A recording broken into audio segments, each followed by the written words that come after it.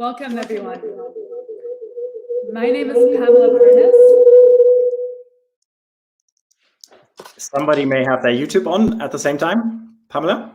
I'm going to put these in after all. How about that?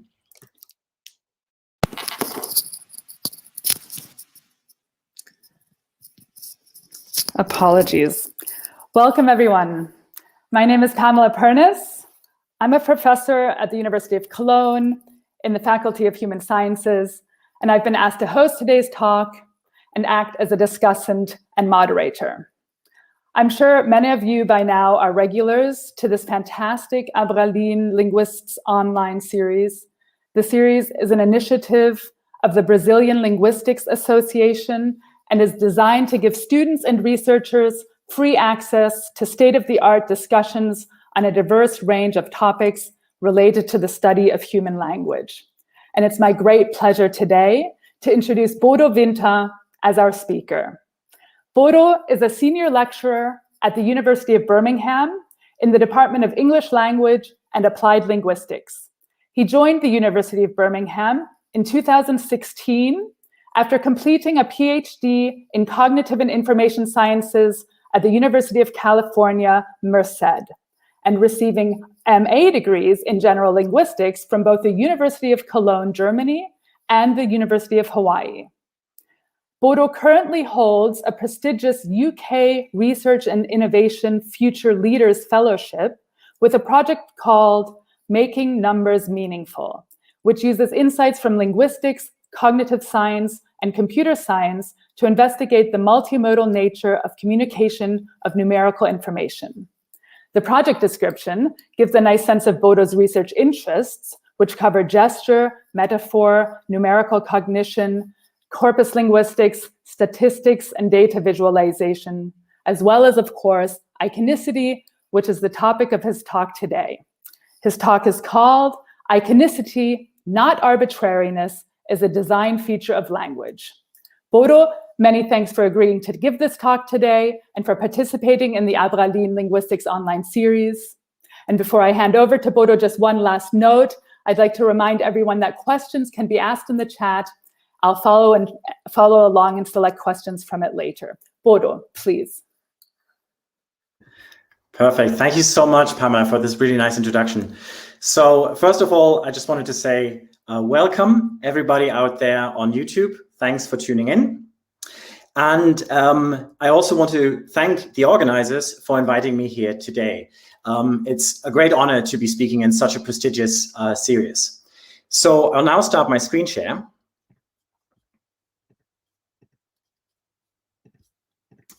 And I want to begin by actually thanking the organizers for organizing interpreting in Libras, Brazilian Sign Language as well. And I want to acknowledge my funder, the UK Research and Innovation Council, for providing funding for the BSL interpreting. Also special thanks goes to Pamela for being here today. I just wanted to mention that Pamela is a world-renowned researcher in iconicity, multimodality, and sign language linguistics. And so I'm looking forward at the end of this talk to be discussing this topic with her.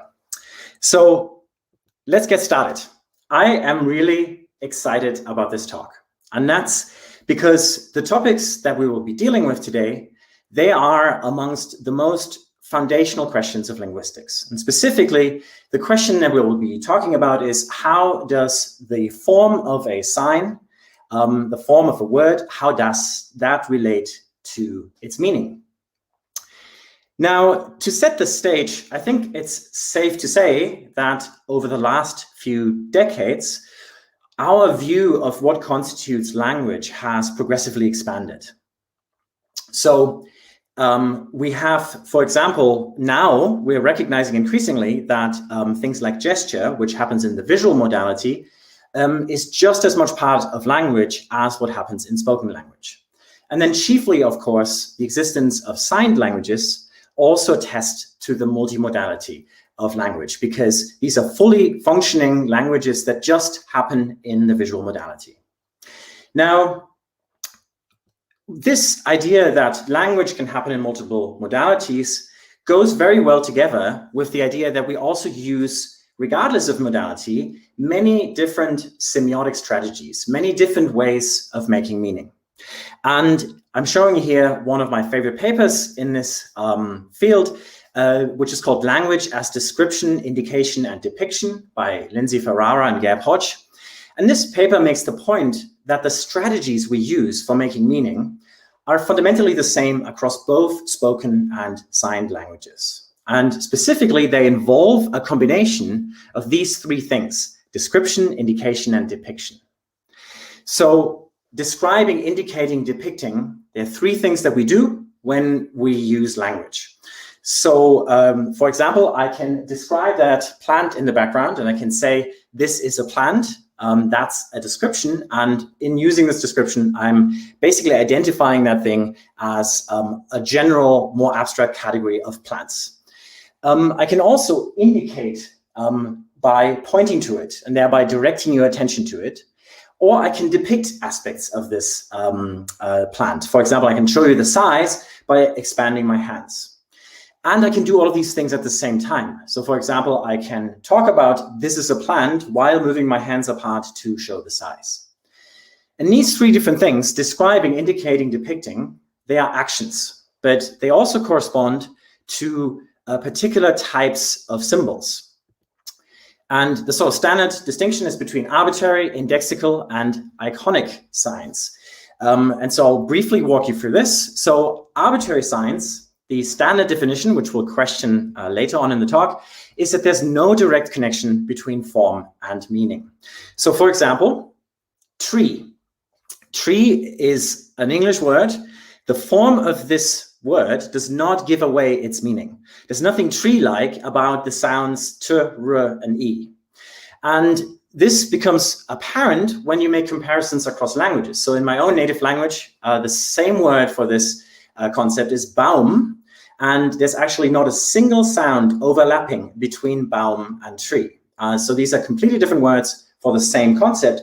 And it makes it look like languages make arbitrary choices about how to assign forms to meanings. Now, indexical signs are those that point to the thing. And iconic signs, for now, we're going to refine this definition later, are those where the form resembles the meaning. So, for example, the American Sign Language sign for tree clearly has aspects of the form that resemble the thing that's being talked about. And in spoken language, we also have iconicity. So, for example, the word cuckoo is a word that the form of which mimics the call of the bird. Okay, so iconicity is always about resemblance. And the standard assumption is that language actually isn't so much iconic. It isn't that much depictive. It's mostly on the arbitrary side. So what I want to do today is I want to talk about this contrast between arbitrariness and iconicity. But we'll mostly be talking about iconicity because that's sort of the thing that is has been belittled in the past. The depictive qualities of language have been belittled. And then we're going to move on to arbitrariness and rethink what arbitrariness actually means at the end of the talk. And my argument will be that arbitrariness itself is not necessarily as useful, but iconicity actually performs lots of important functions. And so I just want to start by reviewing some research that answers the question, what is iconicity good for? What is this depictive quality of language good for?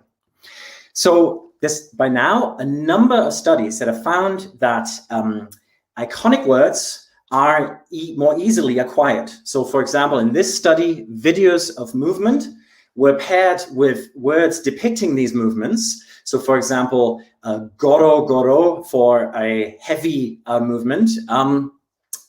And those sort of depictive words were more easily learned than relatively more arbitrary words.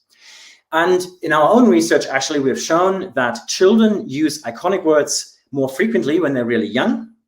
And actually, caregivers also use iconic words such as onomatopoeias with their children, which seems to suggest that it plays a strong role in getting communication started. Now, perhaps an even bigger role of iconicity is in language evolution. It's been thought for centuries that language may have originated from an iconic or depictive source. And that sort of makes sense, because if you have no conventions, what else could you rely on than trying to depict the thing you talk about? And lo and behold, when you get people in the lab and deprive them of their ability to use conventionalized words, they will invariably use iconic gestures or iconic vocalizations, depending on the task. But crucially, iconicity in these tasks is a resource that is available for speakers to create new signs. And then moving away from these roles of iconicity helping us in getting communication started, this iconicity also performs functions in the existing adult language. So, for example, a great study by Jenny Liu has given pairs of objects to both ASL signers and English speakers. And these pairs of objects either differed greatly, so for example, a bowl and a pot, and when that was the case, people would just use conventionalized words, bowl and pot, to make a difference between the two, if they needed to communicate the difference between these two objects to somebody else. If, however, the objects were really similar, then all of a sudden, both the ASL signers and the English speakers will use more gesture, or in sign language, more depictive constructions, so shaping and molding these shapes. And what that suggests is that when fine perceptual detail matters, when the task requires you to communicate something very detailed, people shift strategies away from conventionalized ones towards more iconic ones. And then finally, I think this should not be forgotten, iconicity is also fun. So it's been found again and again that iconicity performs important functions in storytelling. We know that storytellers that gesture more are more vivid. And there's actually now empirical evidence for this.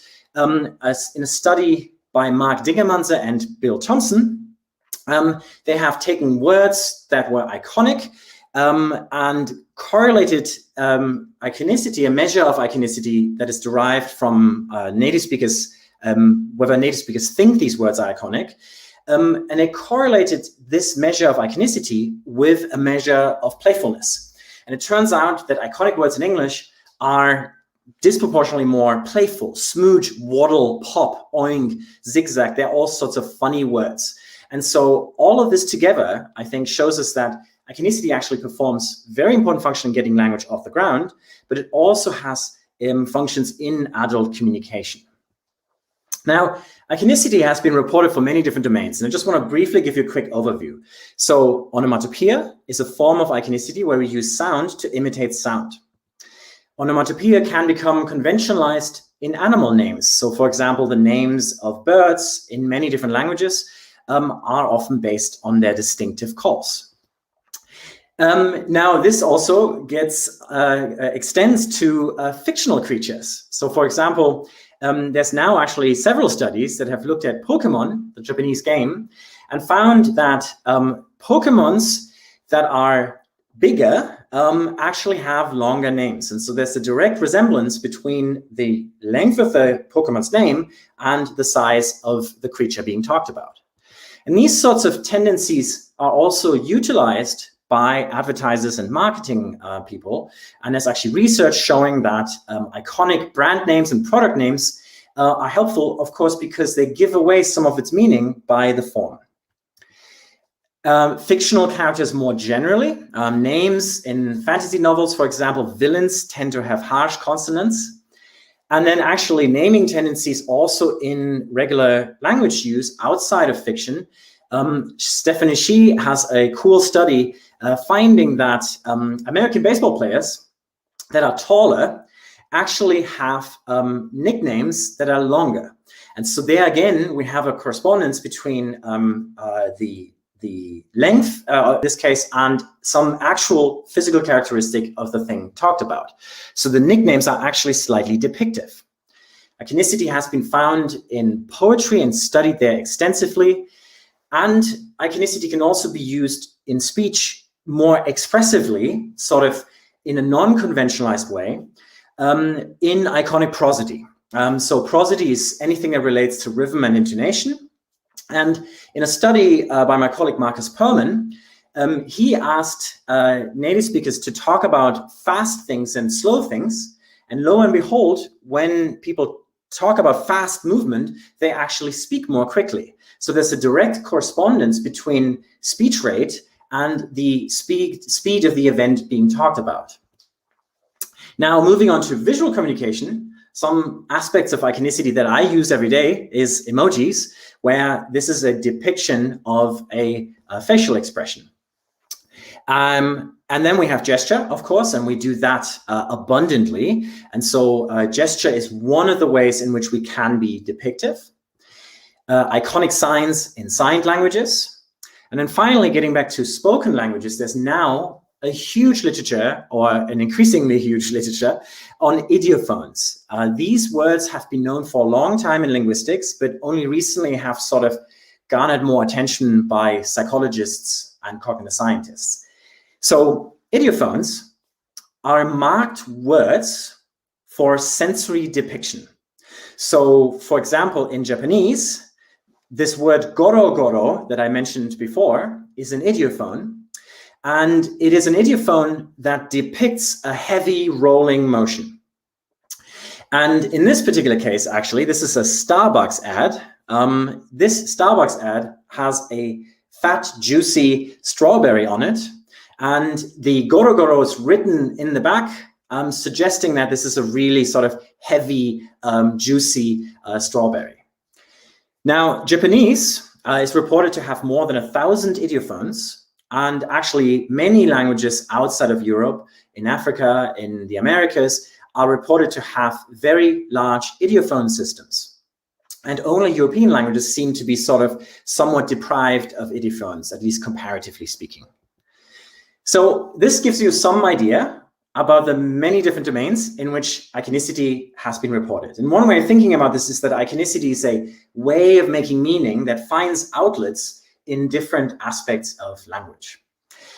And I should say that any one of these is associated with its own literature, and a pretty big literature in some cases. So for example, decades worth of research on iconicity in literature alone.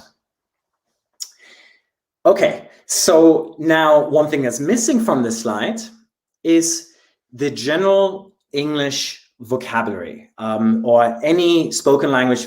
What about non-idiophones, non-onomatopoeias, just average words? Do they also have depictive qualities? Are they also iconic? And this is something that I want to actually talk about today. And this is a core aspect of this talk where we have done research on. So the question I want to ask is there iconicity in the general English vocabulary? Now, we need to actually qualify that question and ask, what do I mean when I say, is there iconicity in the general English vocabulary, and how can we find that? And when we study this, we have to be very careful not to confuse iconicity with what's called systematicity. So it's perhaps the original sin of research in this topic to confuse these two. However, it's equally problematic to think that these two are opposites. They actually have interesting relations. So, what is systematicity? Systematicity is basically any statistical regularity in the lexicon of a language. So any recurrent form-meaning pairing. For example, the phonesysteme gl in glitter, glitz, glisten, gleam. This is called a phoneysteme, and basically what a phoneysteme is a pairing of a particular form with a particular meaning. And you might notice that these words all share gl, so they have similarity in form, and they share visual shininess in meaning. And so that's a statistical regularity in the lexicon. Now, we also have phonestymes like this: clonk, clank, clink, and boink. And again, here we have a correspondence with lots of NKs, and they all depict something auditory, something in particular a sort of abrupt movement. And so there's a similarity in form going together with a similarity in meaning. Now, the key difference between these two cases is, well, while they're both systematic, they're both statistically recurrent form-meaning pairings, only one of them seems to be iconic, and that's this one, because there's a clear resemblance between ending in a stop, which is an abrupt movement, and the abruptness of the sound that's being depicted here. And if you don't believe me, this pattern is attested in multiple different languages, where abruptness tends to go together with words that end in a stop. And the fact that it exists in other languages actually tells us that the pattern in English is probably iconically motivated. This one, glimmer, glitter, glitz, those words that we know is actually due to a historical accident in English. So there were some words that there were a few etymological roots that go back to, that share this glur feature, and they basically there were multiple words that were based on that. This particular pattern is specific to English, and other languages do not have it, or specific to Germanic languages, I should say. And so we can use cross-linguistic data to shed light on whether systematicity in the lexicon is also iconic. So the true question is there systematic iconicity in the general English vocabulary? That's the question that we want to answer.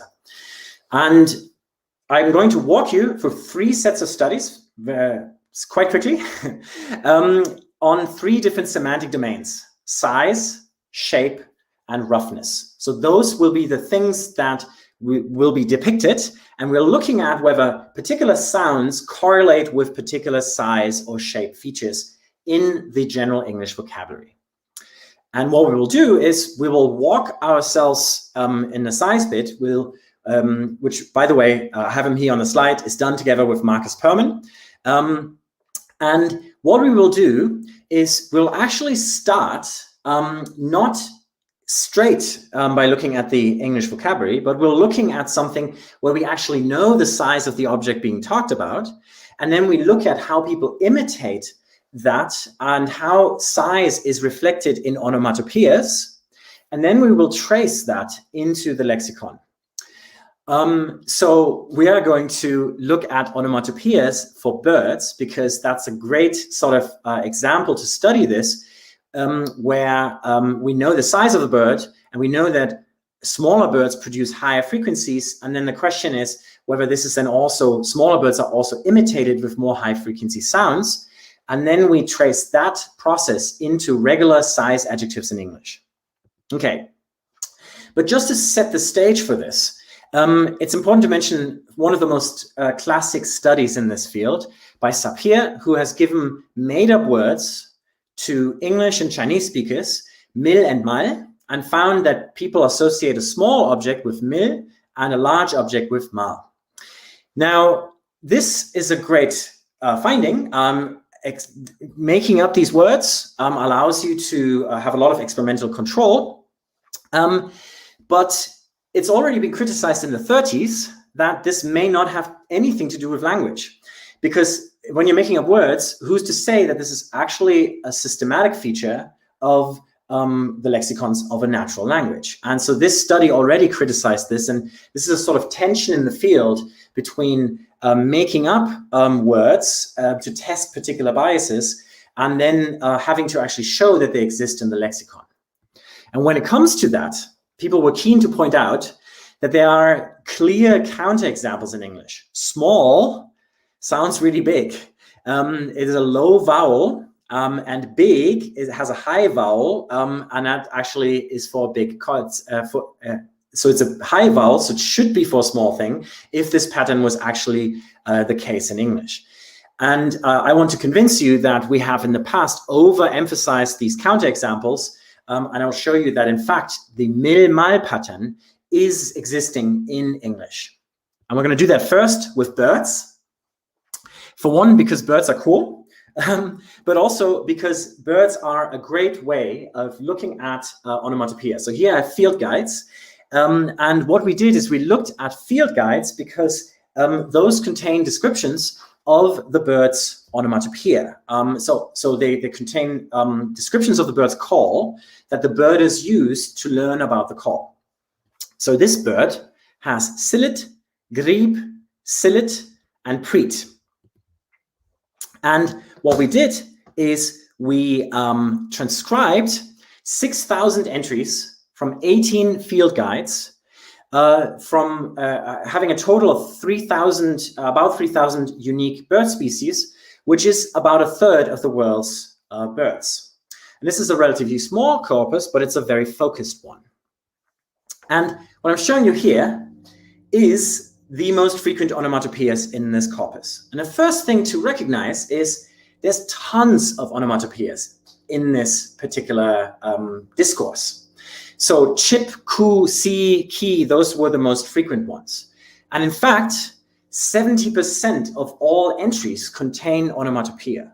And I think that in and of itself is remarkable, because I said that iconicity is playful, and that's true, but these are adults that are also often biologists. They are professionals writing in a formal style towards an audience, and they use a lot of onomatopoeias. And that's probably because it's just very good to use onomatopoeias when describing bird sound, because the fine perceptual detail matters, and the English language doesn't have that many words that make it easy to describe birdsong. So you're relying on this other strategy. Now, what we can do is we can then see whether the shape of the onomatopoeias, whether the form features predict the actual size of the bird. So we have here the length of the bird from the beak to the tail.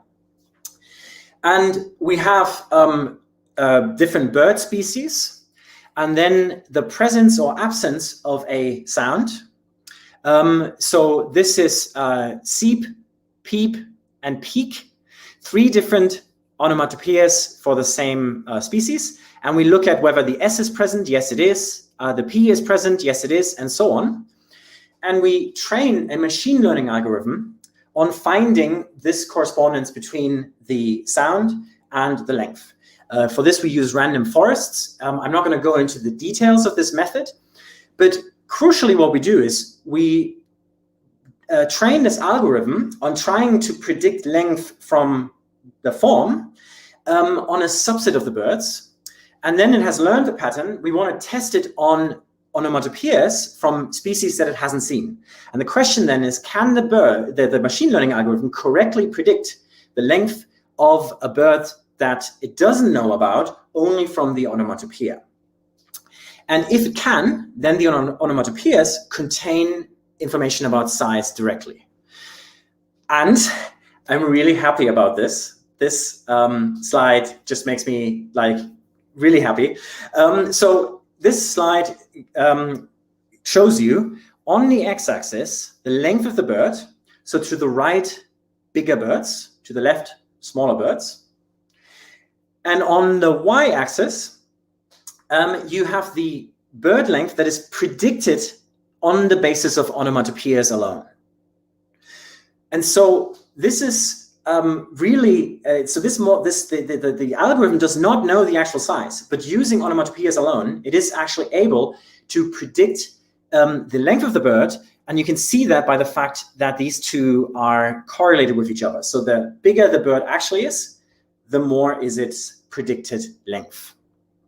And the correlation is really high. So if you don't know how to interpret correlation coefficients, this is a really high correlation coefficient, higher than what I see in most of my other work. So this works really well, telling us that there is size information in the onomatopoeias.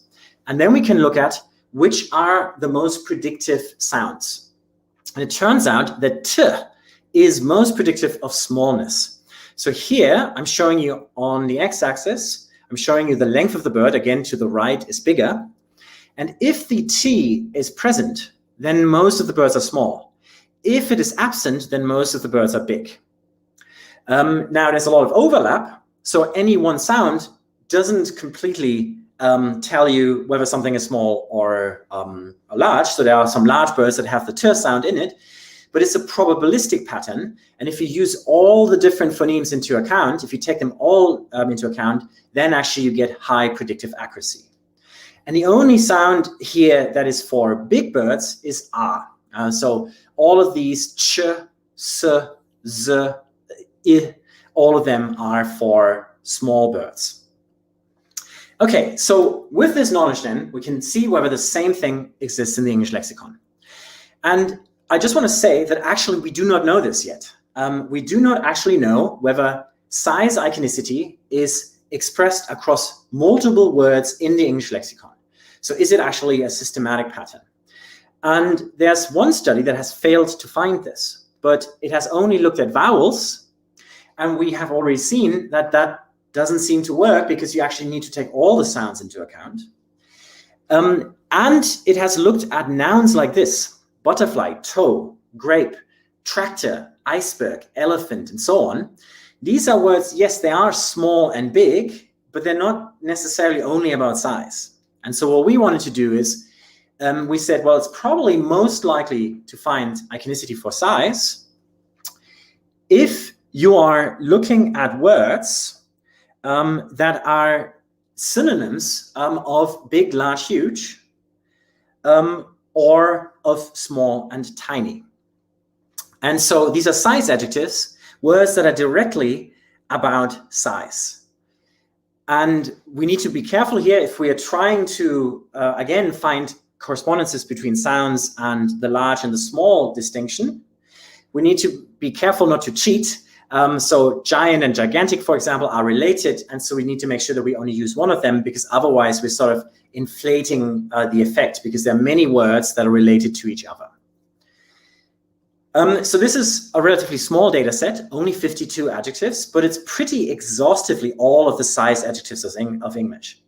And we use the same trick. We use random forests, a machine learning algorithm to take the phoneme information, the sound information, to predict the large, small category. And how does this work? Really well. So there's a 77% accuracy on unseen data. Yeah, so data that the model hasn't seen yet. And so that means that just using the sounds of the word, you can predict whether it's a big or small adjective. Really cool.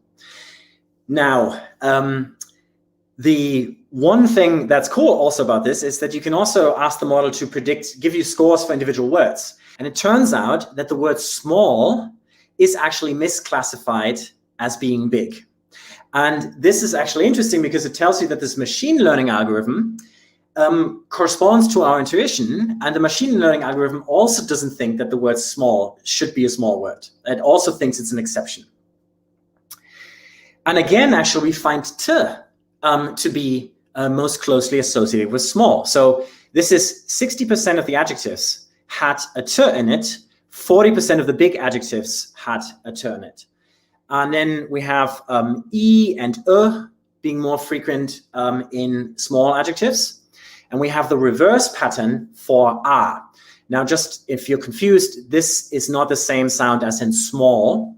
But other than a, you can actually see that there's always, the sounds are always present in both adjectives, in both big and small. These are probabilistic patterns, just as it was the case with the bird onomatopoeias. So you can't expect any one sound to just decide between these categories, but you have to take all of them into account together. Okay, so it works really well for size adjectives. What about extending this even further? And recently, there's been a database that's been published for size ratings for general English words, 5,000 of them. Things like crumb, flea, universe. And 50, we do the same trick. We train the machine learning algorithm on trying to predict size here. And we actually have a very low accuracy in this case. And this is in many ways, this finding is pretty duh, in a sense that, yeah, of course, if something is about size, those words should be most depictive about size. And that's where you should find iconicity. And these other words, they're not necessarily about size. But I think the key insight here is that when you make claims about iconicity and whether it's a feature of the lexicon, it matters where within the lexicon do we look at. And I think people have looked at the wrong corners of the lexicon. And if you look at size adjectives, they are actually depictive of size. Now, you might say, Bodo. All of this is just systematicity, because what I've just shown you is a statistical form meaning correlation. So do we know that this is actually iconicity? Is there actually resemblance? Well, for one, we understand that small objects create high frequency sounds. That's a pattern of nature. And so actually the sounds that are used to depict small size, t, s, they all actually have overall higher frequency components. So that makes sense. So there seems to be a resemblance relationship, but additional evidence comes from the fact that this pattern has been observed in other languages. So for example, the word small has been found to contain an E across the globe, more likely. And so the fact that this exists in other languages sheds light on this systematicity in the English lexicon and tells us that it is actually iconicity. Okay, that's our first study. We've seen iconicity for size, and what we're going to do now is we're going to go on to iconicity for shape. And there we go. No talk about iconicity is complete without the famous Kiki-Booba shapes. I also have them there in the background. So these are made-up words, Kiki and Booba, or Takete and Maluma. And these words are often used in experiments because it's been found that these words, Kiki and Takete, are always matched with very high proportion with the shape on the left, and Booba and Maluma with the shape on the right. And this would be some sort of cross-modal form of iconicity where we use maybe the shape of the mouth, b, m, which is actually a rounder sound, to map onto these shapes. However, it's been observed, and actually there's some evidence that there's a big confound, a big problem, where actually the letters we use to represent these words are also more or less spiky.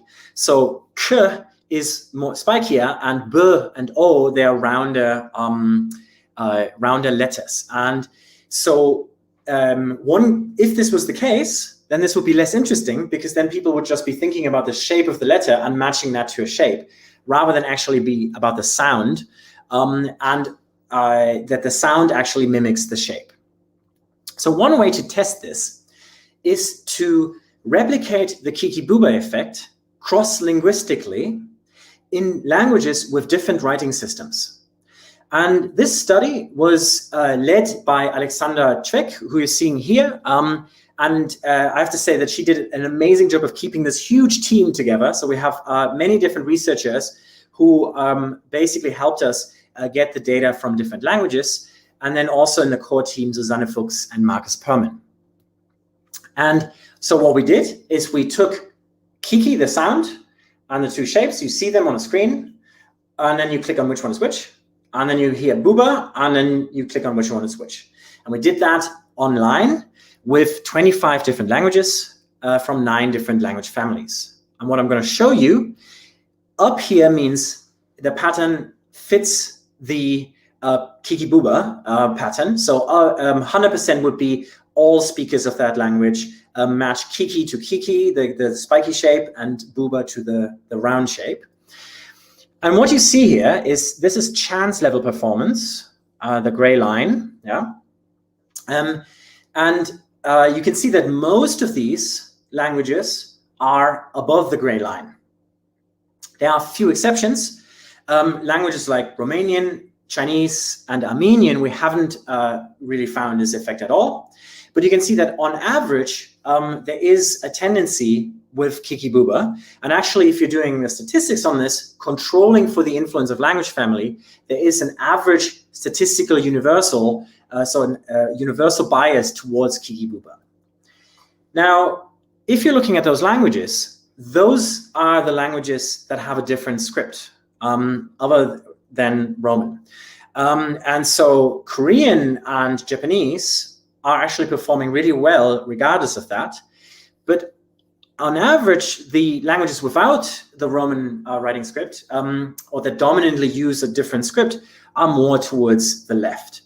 And we actually find a trend for writing systems making a stronger, like if you have a Roman alphabet, you actually have a stronger Kiki-Booba effect, suggesting that the shape of the letters is in our mind when we say this. But actually, even if you take that into account, the languages are still, on average, more Kiki-Booba regardless of script. And so that's the dominant pattern. So writing systems don't explain away the Kiki-Booba phenomenon. It's something about the actual speech sound. Now, you might say, well, actually, Bodo, this was supposed to be about the English language, and there you used made-up words. Luckily, we now have a study, and I'm so happy about this study, that actually finds that English words like spike, fork, cactus, shrapnel, those actually sound spikier, and you can actually find that words that denote spiky things are more likely to contain things like a k, and words for round things are more likely to contain b and o and so on. Ball, globe, they even sound round. And so we now know that this is actually a systematic feature of the English lexicon. Okay, that was iconicity for shape. And now we're going to look at iconicity for roughness. And this is a study that was done with Marcus Perman, Martin Soskety, and Mark Dingemanse. Okay, so this is actually just going to be this one slide. So we have ratings for roughness of words. So textual adjectives in particular, and there's quite many of them. We actually have 100 textual adjectives, and we have them rated for how rough or smooth they are. And we do the same trick with a machine learning algorithm to predict whether we can predict rough versus smooth meaning from the presence or absence of particular phonemes. And we find that disproportionately words for rough surfaces have R's in them.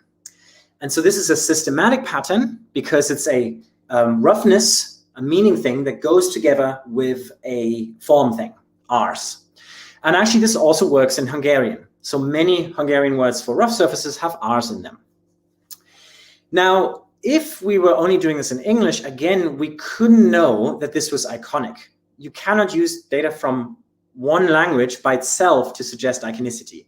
And so the cross-linguistic data is really important here. And we actually took data from lots of different dictionaries for the words rough and smooth. And what I'm showing you here is the red dots are those that have a trilled R, sort of sound. And the blue dots are those that have no trilled R. As you can see that there's slightly more red dots, so slightly more R's for rough. But for smooth, the R is mostly absent. And this works controlling for language family and all sorts of other influencing factors. And there are 83 different language families in the sample. It's a pretty big pattern. And because this is a cross-linguistic pattern, we can therefore conclude that the pattern in English is likely motivated by a resemblance relationship that is accessible to people on the entire planet. Okay, that was roughness. So I have walked you through size, shape, and roughness, 3 perceptual domains where we have found that there are actually systematic correspondences between particular sounds and particular meanings. And so the general English vocabulary, normal everyday words like tiny, small, well, small not, but tiny, rough, rugged, all of these words have some depictive quality to them that we can detect statistically. Now what I want to do, I'm going to be finished in about 15 minutes. What I want to do is I want to zoom out and take this information and rethink our notion of iconicity and sort of define it more stringently. And that then will lead to our discussion of arbitrariness. So before I've said iconicity is resemblance. And yeah, that's cool. That's definitely sort of the core part of it. But actually, we need to be a bit more precise than that. And what do we want our definition to contain? So one important thing our definition should contain is that iconicity is always selective. So by that I mean that you're never depicting the full thing, but you're always depicting an aspect of it. And in the sign language linguistics literature, this is often much more appreciated than in spoken language research. In work together with Julius Hassemer, who you're seeing here on the slide, we have looked at this in gesture, but I will argue that the same dynamics play a role in spoken language as well, where if you look at this hand shape, this is showing you a size, and what shape goes in there could be any one. Yeah. So it specifies size at the expense of shape. The one hand shape that you're seeing on the right, which is depicting a round shape, that one is actually focusing on the shape, but it could be any size. So for example, in this case, it could be a globe. And we tested this experimentally. So for example, we gave people these hand shapes and asked them to draw things in them. And you find that basically shape doesn't matter over here, but size does. And then shape matters over here and the other one, but size doesn't. And so iconicity is always selective. And this actually also carries over to the spoken language. So onomatopoeia is often talked about being direct because you're using sound to imitate sound. But actually onomatopoeia also relies on interpretation, and in specifically a selective process where you're taking aspects of the call and you're using particular sounds to represent those. So take, for example, the chiff-chaff. That bird, the name is onomatopoeic. It's clearly based on the bird's most distinctive call, but not on its other calls. And so there's already some selection happening. We're taking the most salient call that strikes us as its most distinctive call. And then, of course, if we say chiff-chaff, this is only some of the major patterns that we perceive in this. We can't imitate the bird 100%. And so there's a perceptual filtering process. And then we have to pick whatever sounds are closest to this in our language.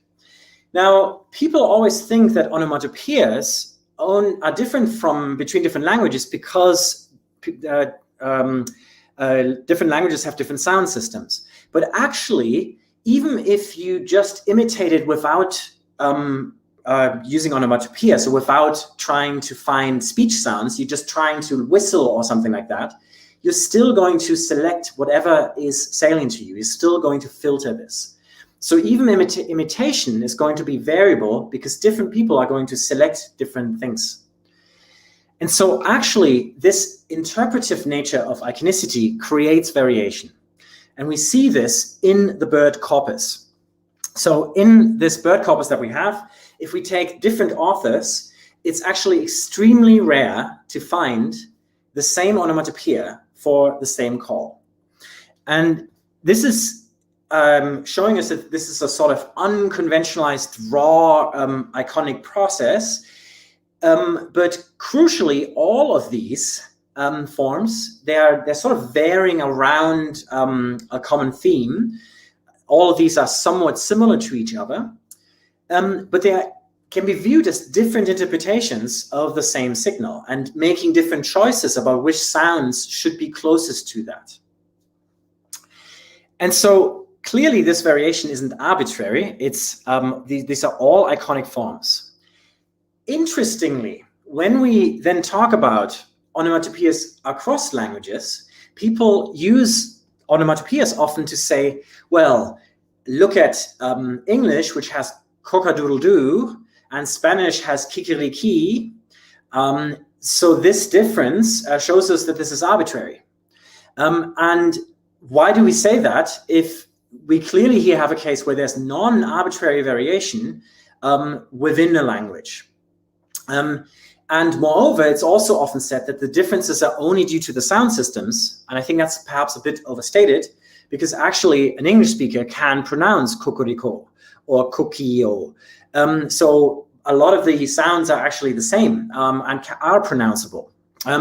So what I want to say here is that actually the onomatopoeias we see differing between languages are just whatever form got conventionalized from this pool of variation. But that doesn't mean that these forms are arbitrary. Okay, so finally then, a definition of iconicity. It's a bit of a mouthful. Aspects of form have a contextually instantiated sense of resemblance to aspects of meaning. So notice here that we have aspects of form and aspects of meaning. So that's the selective nature of iconicity. It's never the complete form and the complete meaning. Then we have a sense of resemblance. And I think that's really important. It's not actual resemblance. It's whatever you perceive to be the resemblance. And in the sign language linguistics literature, this has already been pointed out, but it's not appreciated enough in spoken language research. And it's important to have this because how else would you have something like Kiki Booba? Because how can a sound resemble, strictly speaking, a shape? Because it's in a different modality. And so the sense of resemblance, the perception of it, they seem more similar to us. That's the important bit. And then finally, this is something that I haven't talked about yet, but also iconicity is always contextually instantiated. And here's a great quote. It is the words and their setting which awaken the expressive possibilities latent in the sounds, and not the sounds which confer expressiveness to the words. I think this is a beautiful quote.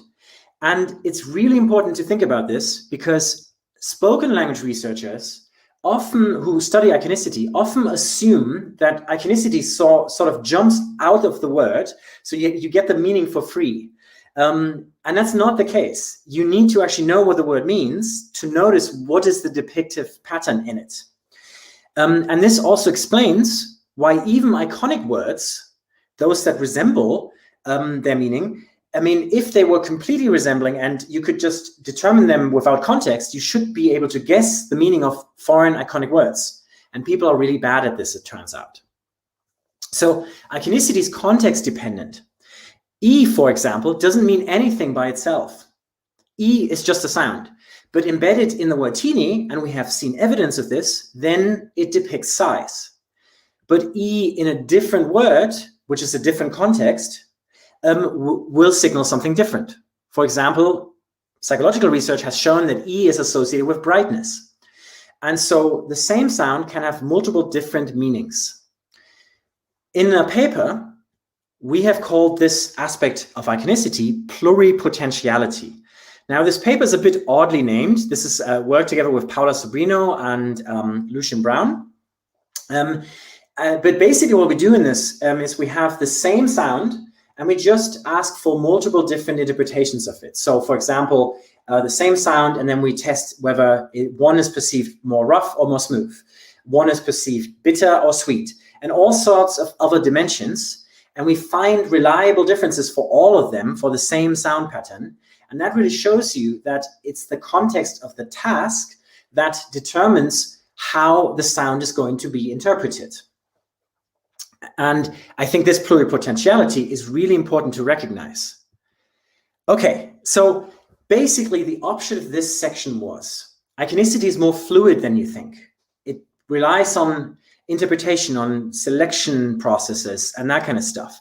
And I think it's really important because when people like to look for these invariant structures, and when you do the stats on a lexicon, it may appear as if it's this fixed thing, but actually iconicity is quite fluid, and we have lots of evidence for this. Now what I want to do for the last 10 minutes, I'm looking at my clock, I want to shift the emphasis, now that we have a good understanding of iconicity, shift the emphasis back to the question of arbitrariness. So if you're not a linguist, you may not know that linguists love arbitrariness. And this goes back actually before Saussure, but Saussure has sort of enshrined this into a principle, which he called principle number 1, the arbitrary nature of the sign. And if you look at his definition, or his way of characterizing what arbitrariness is, he actually says that a sign is arbitrary in that it actually has no natural connection with the signified, the signified being the meaning. And if you actually read this definition closely, you might be wondering, well, actually, that's just telling us what iconicity, what arbitrariness is not. It's just telling us that there's no iconicity or no other form of motivation. And this is actually a tendency that you find in the literature up to this day, where people define arbitrariness as the opponent to iconicity and other sort of motivated patterns, and they just say that arbitrariness is not that other thing. And that doesn't really help you to characterize arbitrariness in and of itself, because this question, you should really ask yourself, okay, what then is arbitrariness by its own? And another thing that I think is problematic about the word arbitrary is that we associate the word arbitrary with random, sort of making random choices. That's arbitrary. And this is the lay people view of the term. And if we actually, this sense of arbitrariness actually intrudes thinking in linguistics. So I actually just recently reviewed a paper that had arbitrary in brackets random about language. And my answer to this would be nothing is random in language. So in fact, actually, this is inconsistent with Saussure himself believed. So he actually recognized that this should not imply that the choice of the signifier, the form, is left entirely to the speaker. And he talked about this as immutability. The sign is fixed. It's a convention that you learn. But if that's the case, then actually conventions seems to be where it's at. And if you look at genuine definitions of or characterizations of arbitrariness, they often mention conventionality. So now, when we look at Saussure, we have to recognize the fact that Saussure, of course, was somebody who sort of looks at language at one time slice and makes comparisons between languages. And this is this example that I had before, tree versus baum.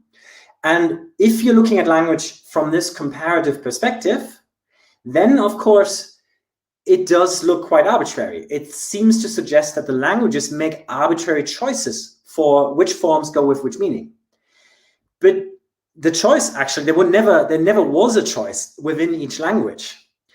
So there's this beautiful quote: virtually everything in language has a non-arbitrary origin. And by this, I don't just mean iconicity, but I mean other sorts of non-arbitrary processes, language change, all of that are systematic processes that lead particular forms to be different between languages. And I would actually claim that arbitrariness is a synchronic concept. So when you look at language at one time slice, that arises in the process of comparison. It's basically an illusion in the linguist who's looking at languages this specific way.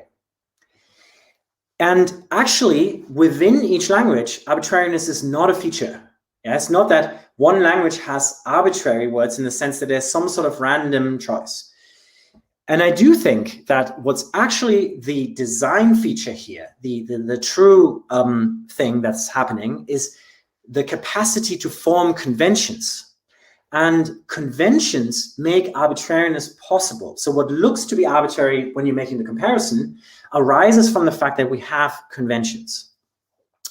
So to actually just mention one other scholar that is associated with this view of arbitrariness, Charles Hoggett famously defined a set of design features of language, which is supposed together, if you take them all together, supposed to distinguish language from animal communication systems. He was clearly wrong about some of the features. So we now know that language does not have to be vocal auditory because we have signed languages. So we can cross that design feature off the list. But he put arbitrariness onto the list and said that this is one of the defining features of language. And if we look at his characterization, how does he define arbitrariness? He actually never truly gives a clear definition of arbitrariness, and again defines it by what it is not. The word salt is not salty nor granular. Dog is not canine. Whale is a small word for a large object. Microorganism is the reverse. And so this is not very satisfying, that you're just telling us what the thing isn't.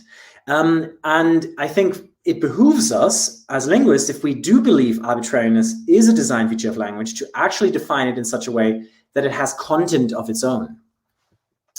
And if we go down the list, then actually traditional transmission, which is conventions, so you inherit a convention from your parents or your speaking community, this is the thing that makes arbitrariness possible. And this is something useful. Conventions are useful. Being arbitrary in and of itself is not useful. And also conventions, making conventions is something that speakers and signers actually do. Being arbitrary is not something that speakers and signers actually do. They're not trying to be arbitrary. So crucially then, conventions don't care about the form-meaning link. It could be an iconic sign. If we agree on that, that's fine. It could be a word like tree. It doesn't matter. The form-meaning link is irrelevant once we have the convention. And once the convention exists within a language, it is subject to its own system pressures. We know that there are all sorts of language changes that happen all the time that don't care about iconicity. I'm calling them here iconicity blind system pressures. So things that happen to the form-meaning pairing that don't care about iconicity. So for example, we know that there are pressures for words to be distinct from each other. We know that words, when you use them a lot, become progressively shorter. And that's reduction. And we have experimental evidence for this. We have the whole gamut of standard linguistic changes. So in spoken language linguistics, we have sound changes. They affect all words the same way. But the problem is that if that happens, if a sound change changes all the words, if one word relies on an iconic form-meaning pairing, which is a very special, unique thing, then it's very easy to break up that link with any one of these changes. So essentially, all sorts of changes happen. None of them are arbitrary. They're all motivated. They're all happening for functional reasons because they're useful to be more efficient in the case of reduction. They all have their own explanations. But crucially, the cumulative effect of these pressures creates a system that looks arbitrary. Maria Flaxman is a researcher who's talked extensively about this. She calls this de-iconization. And here's a quote: all these mundane factors, all of these standard textbook historical linguistic changes of language evolution, they leave their trace on iconic words, unobtrusively tearing apart form and meaning. So the big idea here then is that arbitrariness just so happens. It results from these other changes. It's not something that is actually actively selected for. Languages don't try to be arbitrary. And I think it's weird if we say that arbitrariness is a design feature or a principle of language when it doesn't even seem to be an active selective force in the system.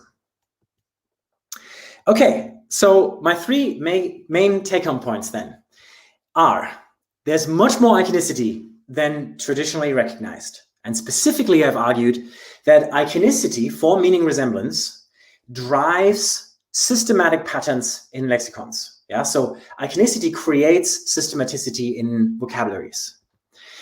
But then I have also argued that even though we can detect these statistical patterns, we have evidence from psychological experiments that tells us that iconicity is fluid. It's interpretive. It relies on a sense of resemblance rather than actual resemblance. It's context dependent. It's pluripotential. The same form can have multiple different meanings depending on the context. And arbitrariness, I have argued, is epiphenomenal. Yes, it is a property of the system. If you're making the comparison between languages, it looks arbitrary. That's a true state of affairs. But it's really conventions where it's at. And so the big picture idea here is that languages don't want to be arbitrary, but they find themselves to be arbitrary. Okay. With this, I want to say thank you, and I'm looking forward to discussing this with Professor Pamela Pernis. Thank you.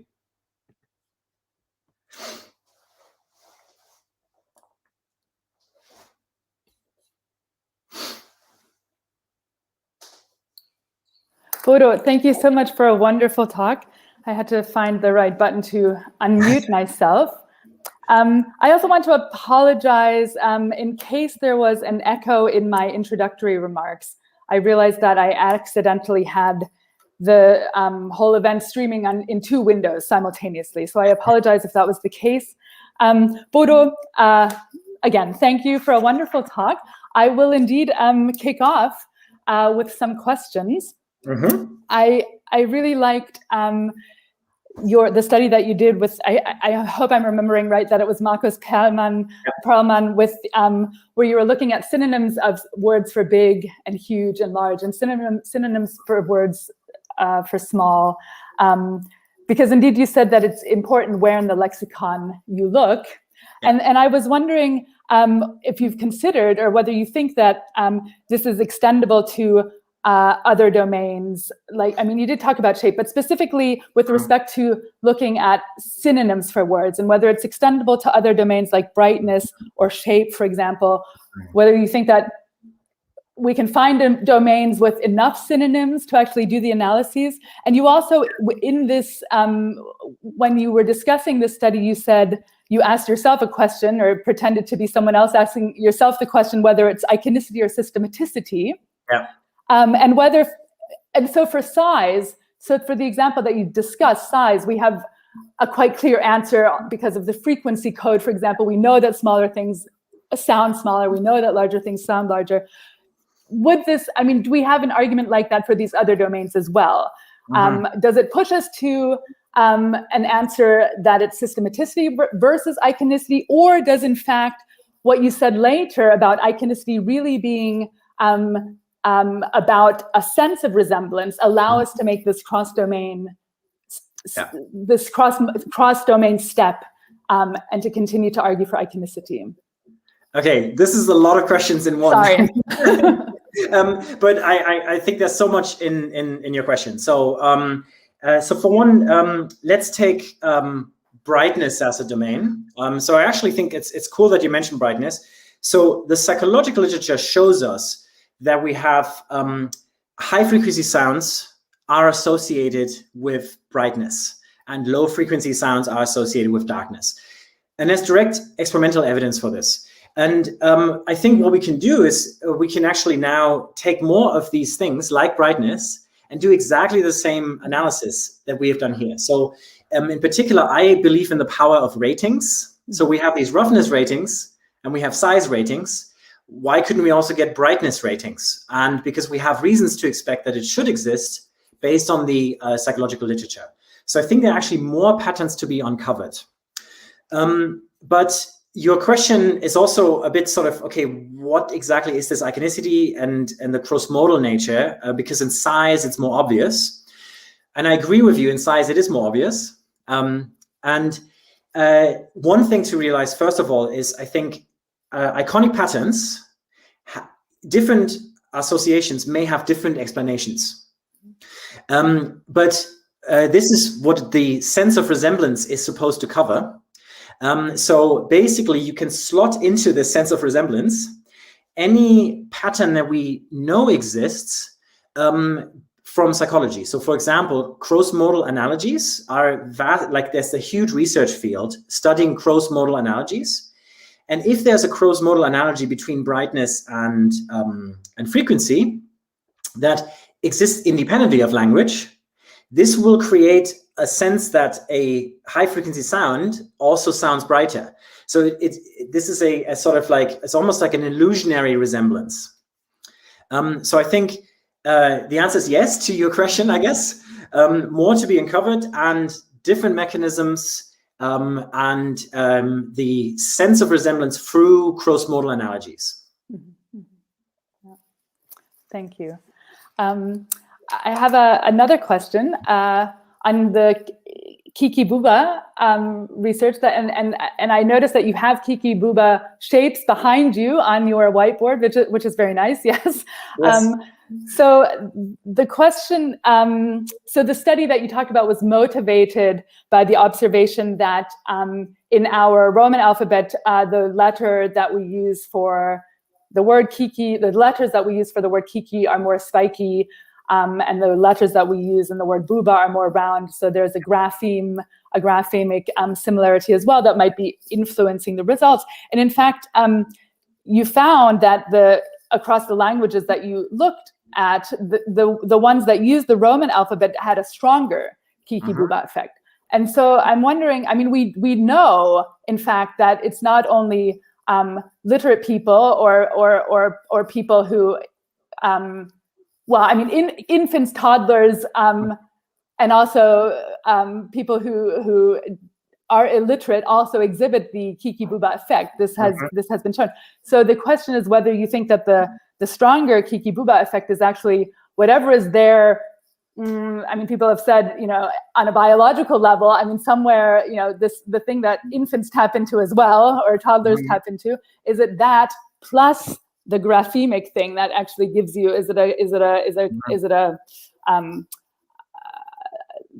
The word is escaping me, but like, does it double up? Yeah, exactly. Yeah, like an additive effect. An additive effect. Thank you. Yes.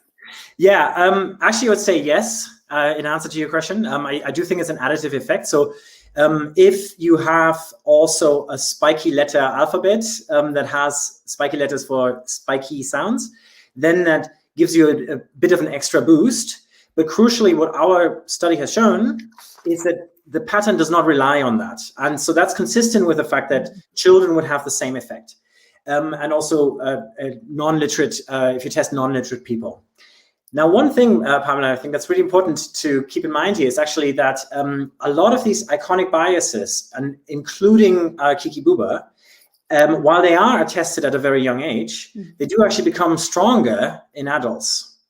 And this, to me, would suggest that there's a sort of learned component of iconicity, which fits with this idea that it's not the form itself that makes the meaning jump out, but actually you have to sort of learn, the mapping itself is learned. And I just want to give a quick shout out to a paper by Alan Nielsen and Mark Dingemanzer. That has has argued exactly that. So they have argued that the role of iconicity in language acquisition, it may be a boost, but it may have been overstated because actually you're learning the iconicity itself. Okay, I'm going to take my prerogative as the discussant and ask a final question before I go to questions from the floor, as it were. I was really pleased that you mentioned the work by Maria Flaxman at the end, because I'm a big fan of the work that she does. Me too. And yeah, good. And you mentioned all of these forces that kind of push in on words and change them, and they lose their iconicity, this de-iconization process. But Maria Flaxman also actually talks about re-iconization. Yeah. And so, I mean, you stressed that, and I really liked how you talked about arbitrariness and what it does and doesn't do at the end, and you said it doesn't seem to be an active selective force. And this process of re-iconization that Maria Flaxman also talks about, I mean, is this additional evidence, as it were, that iconicity is in fact the strong selective force? And how would you interpret this re-iconization with respect to what you've presented to us?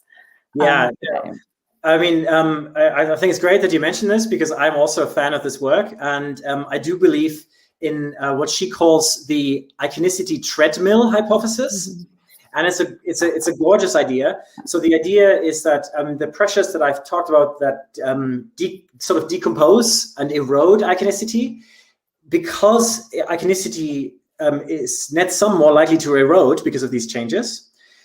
Speakers, when they want to depict, they will have to come up with new forms. And we have sort of seen this in the onomatopoeias. These are, for birds, these are newly created forms. And so iconicity is a sort of pool, it's a resource from which you can draw new forms. And then Maria Flaxman also makes the point that there have been new onomatopoeias and coinages that are iconic throughout the centuries of English. So it seems to be one of the primary sources, or one of the, I mean, when words get created out of nothing, what else would you use to create them? Yeah. Indeed, yeah. I agree. Thanks. I will leave or hand over now to the audience and get them active here. Well, I mean, I'll be the one active asking the questions, but their questions. Okay. Bonnie McLean asks, how does this relate to your paper, Why Isn't Language More Iconic?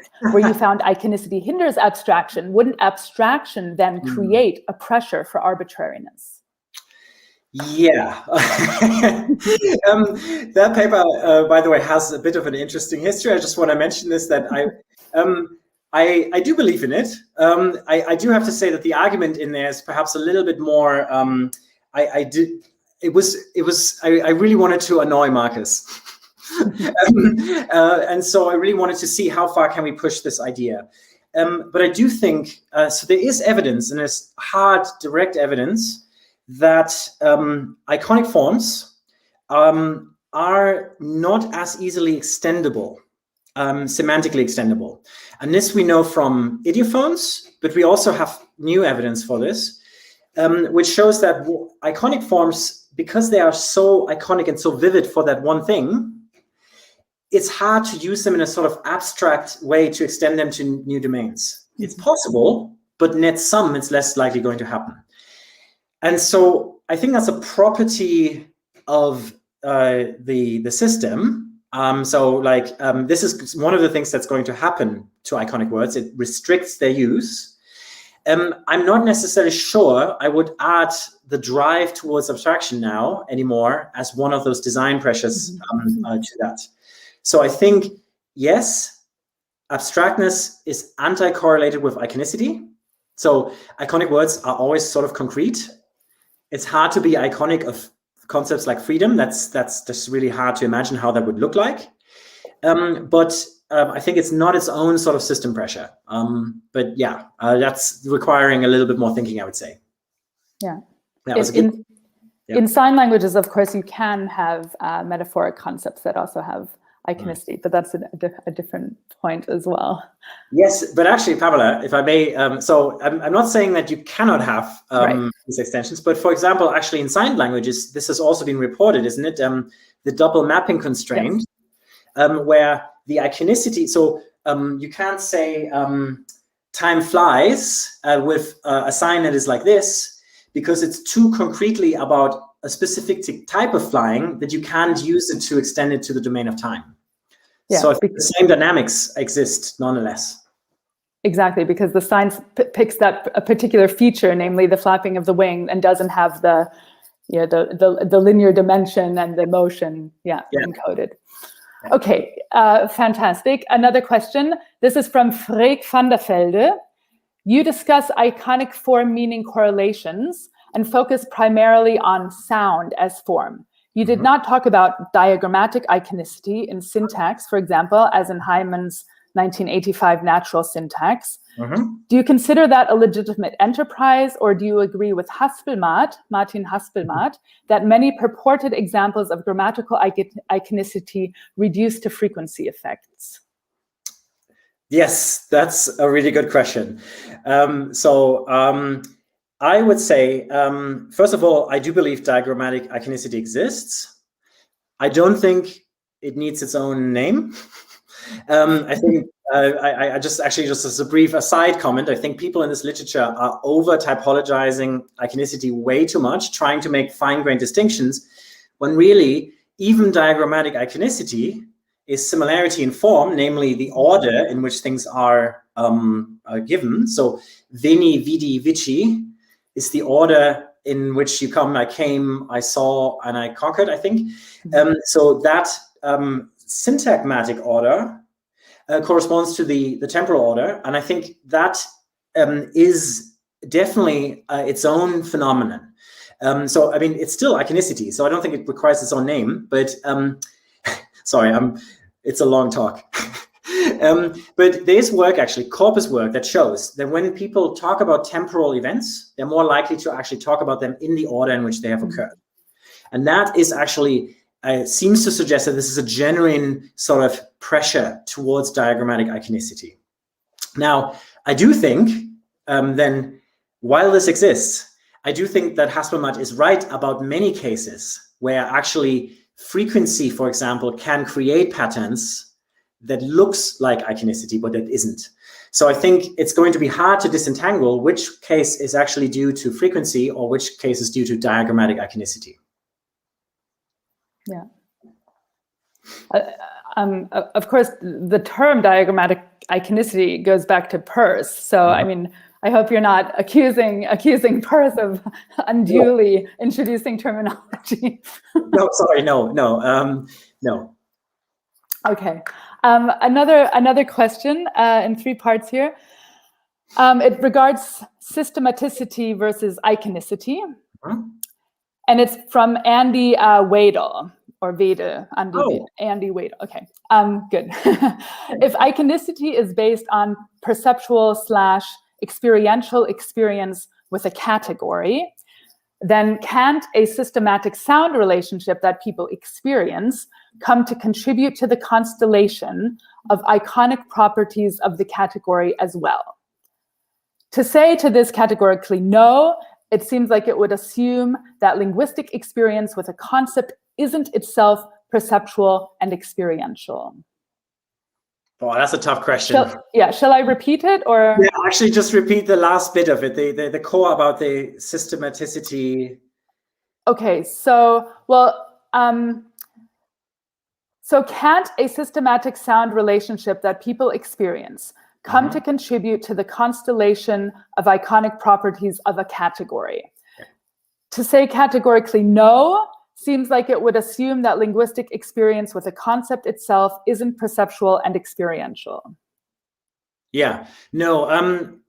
So if I understand the question correctly, Andy, then yes, I do think so. I mean, a systematic relationship in the world, in experience, can be mapped onto a systematic relationship in speech.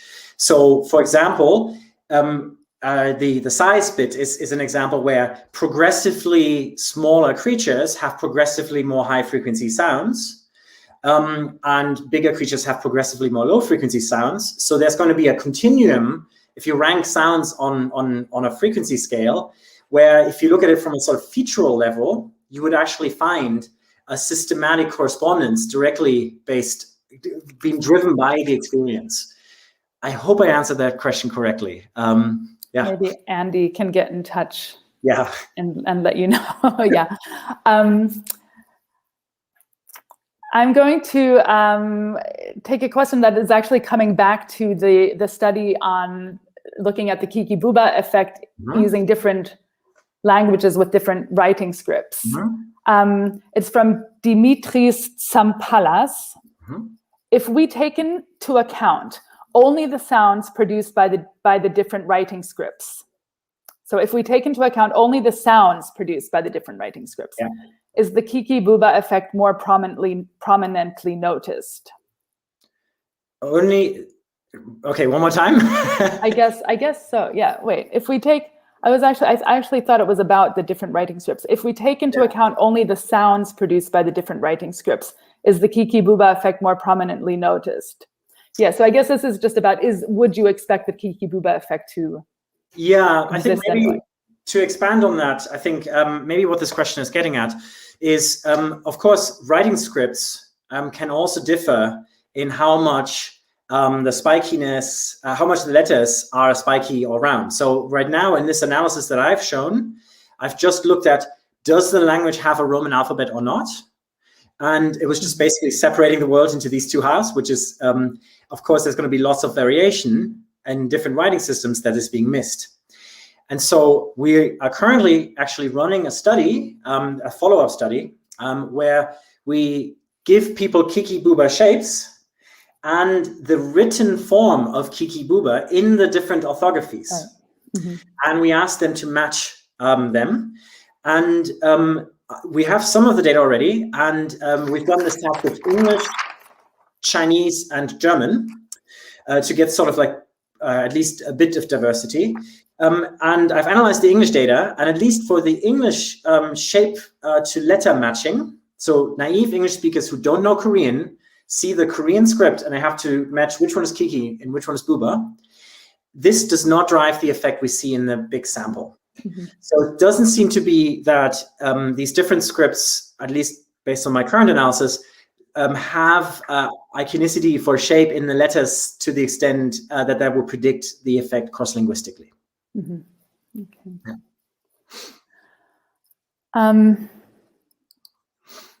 Okay, I think that we have 1.5 hours in total, right? So 5 minutes to go, is that right? Maybe 5 minutes to go, maybe like 2 more questions or so? Yeah, okay. Actually, a question by Maria Flaxman. Are there any recognizable patterns in the bird calls you studied? Yeah, that's and how uniform are they? Yeah, so you can, so I guess the question could be interpreted to be about the onomatopoeias or about the calls themselves. And so we have just begun analyzing this data. So one of the things that we want to look at in the future is to actually take the call of the bird itself, because there's lots of databases that birders make available where they have the calls stored online. And then we could correlate the acoustics of the call with the onomatopoeias. And we could actually truly map out at large scale how basically the natural world of birdsong gets mapped into English phonemes across different authors. So that's sort of the holy grail that we're working towards. But if we're looking at the patterns in these sounds, we do actually find already patterns that are worth noting. So for example, you can look at the phoneme frequencies in these onomatopoeias, and you find that E, S, and T are super frequent. And those are all sort of relatively high frequency sounds, which fits the fact that birds are overall smaller animals. Like net sum, more bird species are small. And it fits the fact that across languages, these sorts of high frequency sounds get used to depict bird onomatopoeias. So we do find some cool things already in this data. Great, okay. A question by Alan Chenke, just because it ties back, and maybe it will be a good place to end. It ties back a little bit to the diagrammatic iconicity question. And the question is the claim that iconicity is a design feature, or is it your claim that iconicity is a design feature of the lexicon or a design feature of language, including grammatical properties beyond syntax as a whole, as the title of your talk indicates, being a design feature of language? Yeah, no, that's good.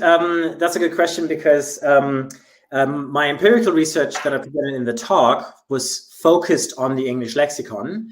And that's only because this is sort of the, I would say, the region in which iconicity is least expected, at least where people are most sort of having issues with iconicity. Linguists don't like these words to be that iconic. And I've shown that even these most basic common words are also a bit depictive. Now, I think language writ large has a lot of iconicity. So I mentioned iconic prosody, how we change our voice. When signers, they can take a conventionalized sign and make it larger or smaller, for example, depending on whether they're talking about something large or small. And so they can modulate existing signs. And then speakers will use gesture all the time. So like there's all sorts of different things where iconicity is this raw force that basically finds its outlet in all of these different domains of language. And so to me, iconicity is actually a core feature of language. Okay, great. So we're going to end it there. I want to thank you again, Bodo, for the wonderful talk, the lovely discussion. I want to thank you also, of course, on behalf of Abraline, and I want to thank everyone who was here today for Bodo's talk. Thank you for your questions. Thank you for your interaction. Please continue watching the series. And it says here, Bodo, in my little notes of instructions, that I am to ask you to conclude the transmission with some final remarks. Okay, I should have known about that in advance, I guess. But well, all I'm going to say is actually just, first of all, thanks for the organizers for inviting me. Thanks for the interpreters. Thanks to you, Pamela. And thanks to everybody out there for being here with us today. I was really excited about this opportunity. And please stay in touch. You can always reach out to me and we can continue the discussion. Thank you. Great. Thank you.